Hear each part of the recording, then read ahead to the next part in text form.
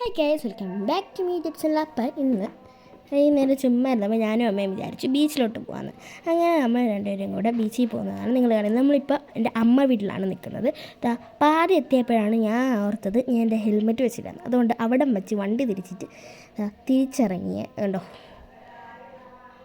തിരിച്ച് വളച്ച് കൊണ്ടുവന്നിട്ട് നമ്മളാണെങ്കിൽ ഒരു കടയിൽ നിന്ന് സമോസയും ഉഴുന്നുവടയും ചമ്മന്തിയൊക്കെ കൂട്ടി നമ്മൾ കഴിച്ചു. എന്നിട്ട് അവിടെ നിന്ന് തന്നെ കുറച്ച് സ്നാക്സിലൊക്കെ മേടിച്ചു ബീച്ചിൽ നിന്ന് കഴിക്കാൻ വേണ്ടി. ഇവിടെ ഒരു അമ്പലം, ഇവിടെയൊക്കെ വർക്കല ബീച്ചെത്തുന്ന അമ്പലമൊക്കെ ഉണ്ട് കേസ്. അപ്പം ഞാൻ പക്ഷേ അവിടെയൊന്നും കയറിയില്ല, കാരണം ഞാനും അമ്മയൊന്നും കുളിച്ചില്ല. അതുകൊണ്ട് നമ്മൾ കയറിയില്ല. ജനാർദ്ദന സ്വാമി ക്ഷേത്രമാണ് കണ്ടോ, ഇത് ജനാർദ്ദന സ്വാമി ക്ഷേത്രമാണ്.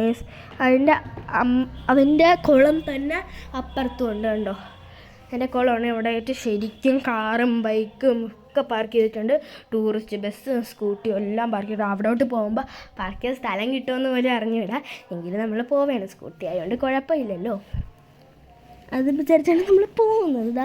ഇവിടെ വരുമ്പോൾ കുളം നല്ലപോലെ കാണാൻ പറ്റും. ഈ ആളുകളൊന്നുമില്ല, നല്ല വൃത്തിക്ക് കാണാൻ പറ്റും. ഇതിൻ്റെ അകത്തൊരു ആമയുണ്ട്, അത് റിയൽ അല്ല, ഡ്യൂപ്ലിക്കേറ്റ് ആണ് ഗൈസ്. ഇവിടെ ആയിട്ട് ഡോൾഫിനെയൊക്കെ വെച്ചിട്ടുണ്ടോ, ഡോൾഫിൻ പ്ലാസ്റ്റിക് ഉപയോഗിച്ചിട്ടുണ്ടെങ്കിൽ ഡോൾഫിൻ ഉണ്ടാക്കി. പിന്നെ അവിടെ ചുമ്മാ കറിയിട്ടിരുന്ന പമ്പരത്തിന് ഞാൻ സൂം ചെയ്ത് കാണിച്ചു. അവിടെയൊക്കെ കുറേ ബബിളും കുറേ കാറ്റാടിയും എല്ലാം ഇങ്ങനെ ഉണ്ടായിരുന്നു. പിന്നെ ഞാനാണെങ്കിൽ ബീച്ചിലോട്ട് ഇറങ്ങി നടന്നു. അവിടെയാണെങ്കിൽ നല്ല സ്ഥലം ഇരിക്കാൻ ഉണ്ടാകും നോക്കാൻ വേണ്ടി നമ്മൾ കുറേ നടന്നു കേട്ടോ.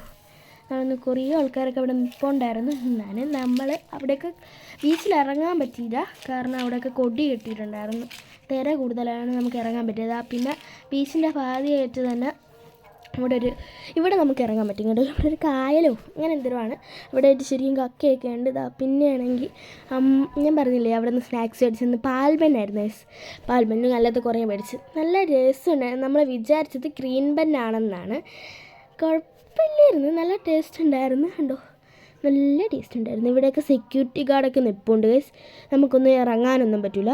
പിന്നെ ഞാൻ ഒരു എക്സ്പീരിമെൻറ്റ് ചെയ്ത് മണ്ണിൽ ഇങ്ങനെ മണ്ണ് കൂട്ടിയിട്ടിട്ട് അതിൻ്റെ അകത്തൊരു കുഴി ഉണ്ടാക്കി അതിൻ്റെ അകത്ത് വെള്ളം അടിച്ചിട്ട് ഇച്ചിരി നേരം വെച്ചിട്ട് അത് ഇങ്ങനെ മാന്തി നോക്കുമ്പോഴത്തേക്കും കറക്റ്റ് ഒരു പോട്ടായിട്ട് വരുന്നതാണ് ഞാൻ ചെയ്ത് നോക്കിയത്. പക്ഷേ എനിക്ക് പാതി വരെ വന്നാൽ പോട്ട് വരെ വന്ന് ഞാൻ അതിനെ എടുത്തപ്പോഴത്തേക്കും അത് ഉടഞ്ഞ് താഴെ വീണ ഗൈസ്. പിന്നെ ഇതിപ്പോൾ സൺസെറ്റിന് സമയമായി കണ്ടോ, ഇപ്പോൾ സൺസെറ്റിന് സമയമായി. ഒരു റീൽസ് എടുക്കണം എന്നൊക്കെ ആഗ്രഹമുണ്ട്.